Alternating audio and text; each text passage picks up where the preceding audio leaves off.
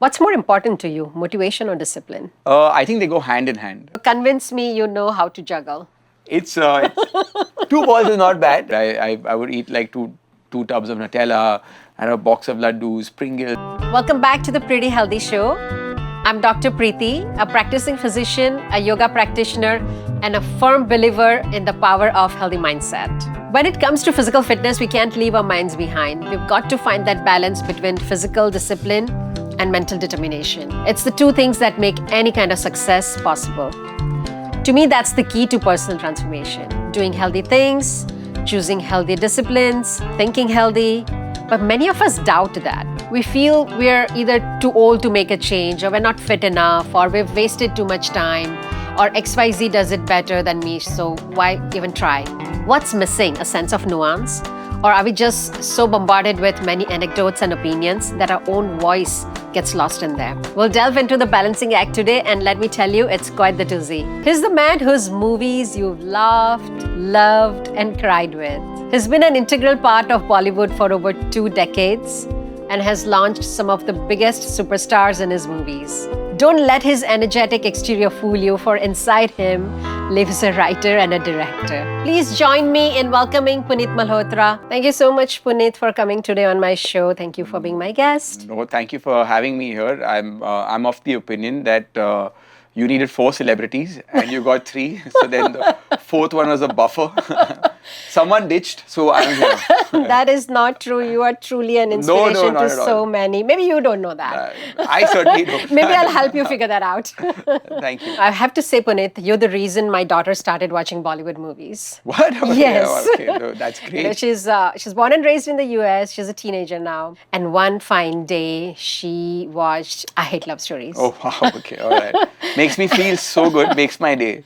Thank you for making good movies. You know, good movies, watching good movies is also good for health. Yeah, I guess it's good entertainment. Exactly. At times, you just need to disconnect and just go with the flow. Absolutely. Go back into the cinemas and just enjoy. I think that's where perhaps movies help. Exactly. So thank you, and keep making good movies. Thank you. You know, your fitness journeys, talk of the town. All right. I want to ask you this. What's more important to you, motivation or discipline? I think they go hand in hand. Every time you feel motivated, the only way to actually get back in shape is if you're disciplined. If you're disciplined. As mundane and as boring as it sounds, I think to live a life that is slightly disciplined, it kind of keeps you in shape, it keeps you in check. And I kind of like it like that. It gives you some kind of routine. So waking up early, just kind of doing some kind of workout for about an hour or so. Mm-hmm. I think that's fair enough time to give yourself, give your life, give your body. I think that's what I try and follow. With this, we'll dive into our heart-to-heart segment. So, Punit, writing and directing can take the air out of you. You've had some mega successes and I'm sure some, not so expected results. How do you cope with changes? There have been successes, there have been failures, more failures than successes, but I think it's hard. The line that we belong to is really hard, especially after a failure. You have to kind of motivate yourself to get back in the morning and head to work and start all over again. I never thought I'd say this, but I think it's a lot to do with mental fitness. And I never thought these words would actually mean something, but it's a lot to do with that. I feel this generation speaks a lot more about mental fitness. If I spoke to my parents, they would perhaps that generation would just slap you and say get back to work. Exactly. But the more I see youngsters, the more I see people of my generation, I see so many of them actually doing things that are healthy. Yeah. Maybe going to a shrink, going to a psychiatrist, talking, speaking their heart out. A lot of these issues have now come to the forefront. You've stepped into all things wellness. I see your pictures coming out of wellness centers, and I see your pictures, skydiving or water sports. And so how do you think, both of these help you with your health, mental health, physical health? I think it's very important to disconnect. You have to disconnect in life, and it could be anything. If you're perhaps not active physically, people take a holiday. Just to kind of get out of everything. You need to kind of switch off. This is perhaps my way of switching off. What about meditation? It's very hard for me. It's hard for you? It's very hard for me. I try my level best to do it. I've tried, and I have to say I failed. I think my mind is overactive. As a person, I'm very hyper. I need to cut down on my coffees so I don't go so crazy in my head. But so meditating becomes very hard for me to sit down in a place and concentrate and kind of just disconnect and think of one thing. But I also realize how important it is. It's very important to meditate. It actually gives you a lot more focus. I think that 1 hour or maybe 15, 20 minutes that you spend meditating gives you a lot of clarity for the day. That kind of mental peace, I think, is really important. One thing I would like to add here is that a lot of us, we have active minds, overactive minds. So meditation, the first step of meditation for a lot of us, we don't have to sit and focus on something. It could be something like walking meditation. It could be yoga, moving yoga, moving meditation, where we focus on our breath and at the same time we are moving. So that could be a first step. That's right. And then, once our mind kind of learns to settle down, we can sit down and do the sit down meditation. So I'm so glad you mentioned this because I come from a Hindu school where we were taught dharam shiksha, we were taught yoga. Meditation was actually folding your hands and sitting down and being in an absolute disconnect. Over the years, I realized that that's not how you have to do it. No. Maybe actually going out for a walk is therapeutic. You go out and it's actual therapy. I discovered that only in the past year. I also discovered very recently that how running may not be the best thing as you grow older. It's not the best thing for your joints and things. So a combination of all this and fitness and things like that made me realize that walking is really good. And like you said, walking is therapy for me. So when I set out for a walk, maybe play some really light music in my ear. Again, something that I'm not concentrating on, but it's just that it's all there, the background, and you're going and you're thinking, and that's therapy on its own for me. So again, coming to your Instagram posts, I see a lot of posts with your loved ones, friends, family. I want to ask you this. Do you push them or inspire them or motivate them to be fitter? Because, I think this is a ripple effect, right? I mean, you inspire 10 around you, they'll inspire others. And hopefully we'll have a fitter India one day. I push them a lot to a point that they think I'm mad. I push them a lot. I think people are scared of eating junk in front of me. Oh dear. So they look at me like, and I belong to a Punjabi family, all of whom think I am ill for doing this. And that, no kidding, they think that, kaisa lagta hai, bimar lagta hai. Haan, bada dubla ho gaya hai, bimar hai, eat something, don't be stupid, you're never eating. And you have to eat it. My grandmom sits with me and she says, you have to have ghee and paratha, how can you not have it? And every time I go to her, that is. It's crazy because every time I go to her, she insists on feeding me. I met her just yesterday and she insisted on feeding me halwa, she did. And they don't give up. And my whole family is like that. They think I'm mad. So there are times that when I'm sitting with my friends or, even work colleagues or family, they eat before I come in. So aayega to kuch bol dega, so we might as well eat and just get done with it. So many a times they do that, but I try pushing people. I try educating them about food. I got educated only in the lockdown after so many years of working out. I kind of got educated about food in the last couple of years, and I think it's very important. So we're doing the myth and fact round, and I think this is a test round because till Dr. Preeti finds actual celebrity, she's just testing it on me. Oh dear. So this is all the test. Let's hope it works. That's not a fact. Okay. Come. All right, ready? Let's go for it. A mixed approach to exercise works better than one rigid routine. Myth. Yoga and Pilates are mostly meant for women. Myth. Healthy eating automatically leads to healthy lifestyle with or without the need to exercise. Oh, this is tricky. This is a tricky one. Fact and myth. Yeah. Yeah, with a disclaimer. Belly fat is the most stubborn one to. In capital letters, a fact. And in order to be fitter or fit, one must walk 10,000 steps a day. Again, mixed with, I would say fact. Maybe not 10,000, but a fact, yeah. Yeah, that one was tricky too. Yeah, it's a little tricky. Yeah. I think some of them have grey areas, but more or less in the zone that we are. Correct, yeah. So Puneet, I've heard you're good at juggling. I wonder In what life. aspect you're talking about. In life. Actual physical juggling is going to be a challenge for sure. Yes, you know what's coming. Yeah, that's going to be tricky. So convince me you know how to juggle. It's 2 balls is not bad. I've done that in the past. Let's try with 2. Okay. That's not okay. bad. Yeah, not bad, actually, yeah. You'll do it. See, though it's not going to happen. Yeah. Let's try one more time. That's never going to happen. Yeah. But 2 is fine. Good try. Thank you. Well, thank you so much. This was so much fun. I hope you enjoyed. Yes, I did very much. Thank you.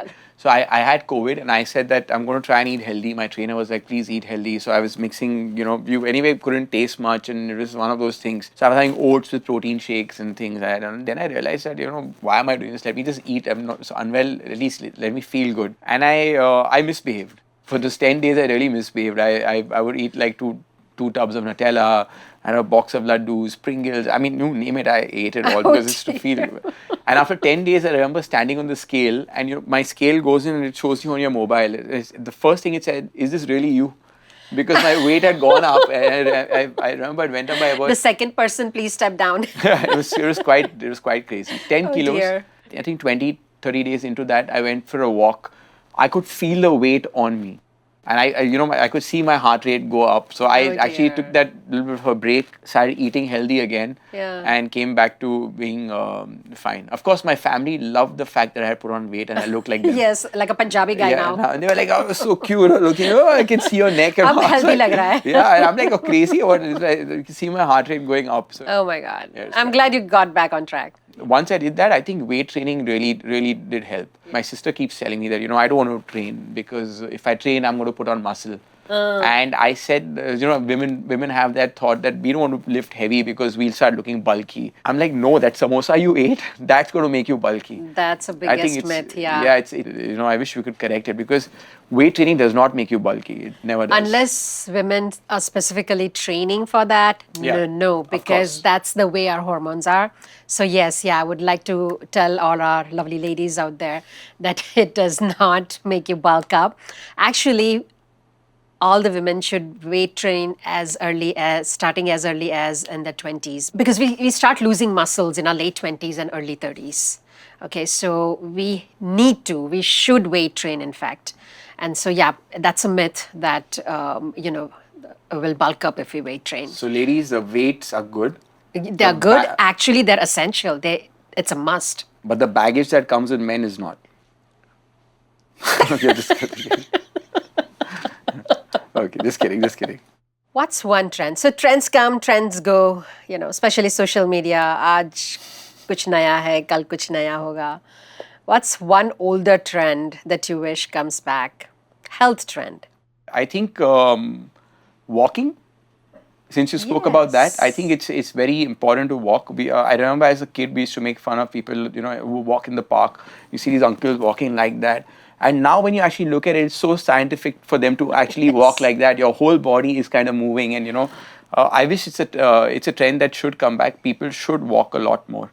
Yes, I agree. And biking, I remember I used to bike 30 minutes to school. Right. We're a country of 1.5 billion now. We don't give physical fitness enough time, enough money. I think we need to build our infrastructure towards that. Whether it's cycling. So, we had cycling parks and we need to push sport a lot more. We need more parks, absolutely. So people are motivated to cycle. Otherwise, now, cycle is functionality. It's not pleasure. It's not leisure. And I think we need to kind of deviate towards or move towards that so we can actually kind of push people towards more physical activity. I think that's what will make the generation much healthier. Absolutely. One of the newer trends that you would not subscribe to, health-related trend. Or maybe I'm ill-informed. I may get a lot of flack for it, but I don't know whether keto is good. I don't know if the veganism is good. A lot of people say it's good. A lot of people who are on keto swear by it. A lot of people who are vegan swear by it. I've tried both. I think both didn't work for me as much. And I genuinely tried both. I saw the documentary on Netflix and I tried to go vegan for a bit. Somehow it didn't work for me. I mean, these are things that you will only know maybe 5-10 years from now. Yeah. But I'm not so sure. Ditto with keto. How can you not have carbs? Have limited carbs. And how can you have so much fat? As a physician, oh my God, that worries me so much. Really? Yes. So you don't subscribe to keto? I don't subscribe to keto at all. I've lost. It works. It works short term if you are aiming for weight loss, but we still don't know the long term side effects. And as a physician, I've seen patients come in with normal cholesterol and they go on keto diet for a few months and their cholesterol jumps up. So here's the thing, even on keto, you got to be in a calorie restriction to lose weight, right? So then ultimately it's about calorie restriction, not keto. The thought process is that you're consuming mostly fat. And when you're consuming mostly fat, I'm being a little technical here, but you inhibit the release of certain hormones, for example, insulin, which is a fat storing hormone. Sure. So the less insulin you have, the less fat you store. Whereas carbs releases insulin, which is a fat storing hormone. But it's not as simple as that. Right, yeah, yeah. It's not as simple as that, and there are many downsides. That's the thing. I think we're going back to a traditional way of eating. You eat a wholesome meal, and as long as you can burn that, I think you're Exactly. you're Just eat a healthy. balanced meal. Yeah. Guys, I hope you all had as amazing of a time as I did. Thank you, Puneet, once again. Hope to see you sometime again on our show. And hopefully looking fitter. Pleasure. Thank you so much. Thank Doctor. you. I hope you all had as amazing of a time as I did. Now, some key takeaways I'd like to leave you with. Tips come here. Number 1, have an accountability partner. It could be your friend, family, or pay somebody. Number 2, whether it's your health goals or any other goals, make it a smart one. Be specific. Make sure it's measurable, attainable, rewarding, and time-bound. Number 3, have fun. You know, my husband tells my daughter every day as she steps out for school, remember rule number 1. And his rule number 1 is to have fun. Don't take yourself too seriously. Like the fine art of tackling our busy schedules, our bodies and health too require a touch of balance and nuance. Add a bit of yoga, strengthen up with weights, be mindful of your food, and rest up in order to be at your sharpest. Small changes can lead to a massive transformation. So to push a little more, I'm challenging you to add and find your perfect rhythm. When do you feel your best? Is it after running? Is it after dancing, doing aerobics, or pumping iron? You have 1 week to test out 4 workouts you'd never imagined you'd do. And don't forget to share how you're doing on my stories. Thank you for sticking with me for another zesty episode of Pretty Healthy Show. We're a wrap now, but we'll see you before you expect it to enhance your life and health with some groundbreaking health tips. I'm Dr. Preeti and you're watching The Pretty Healthy Show. Stay healthy. Bye for now.